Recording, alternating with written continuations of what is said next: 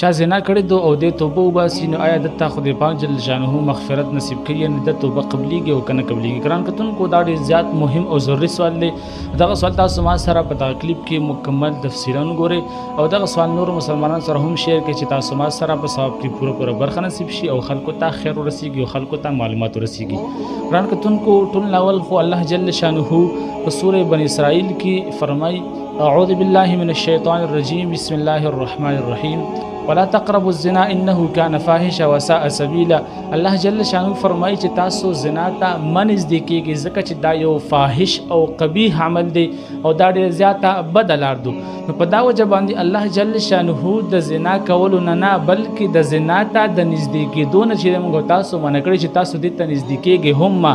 ځکه چې یو انسان زنا ته نږدې شي په دغه وخت کې دغه خبر امکان زیات دی چې دی په زنا کې مبتلا شي بل د مسند بزار حدیث مبارک را نقل کړی دی د نبی علیہ السلام حدیث مبارک د نبی علیہ الصلوۃ والسلام برک فرمایي چې کوم شادي شد د سړی یا خزا زنا وکي نو په دغه سړی او خزا باندې د غزمک او اسمانونه لعنت لګي او پورس د محشر باندې چې کله خدای پاک جل شانه د غدواړه زانی او زانیه جهنم ته گذار کی نو د دوی اندامون نه بداسي بدبوئی دروي چې په جهنم کې به جهنميان دغه بدبوئی نه پناه غواړي بل د نبی علیہ السلام حدیث مبارک دغه حدیث حضرت ابو هريره رضی الله تعالی عنہ مبارک روایت کړی دی او دغه حدیث امام بخاری سے ورانقل کړی دی نبی علیہ الصلوۃ والسلام ورک فرمایي چې کله یو مسلمان زنا کوي نو په دغه وخت کې په دغه مسلمان کې ایمان نوي ګران کتونکو مزید نبی علیہ السلام ورک فرمایي چې سو غلا کوي نو دغه مسلمان کې ایمان نوي مطلب دا شو چې کله یو مسلمان زنا کوي نو دغه زنا په وخت کې دغه مسلمان نه ایمان وتلی وي د په دغه وخت کې به ایمان وي نو دې د وجه نبی علیہ الصلوۃ والسلام مبارک نور ډیر احادیث ډیر وعیدات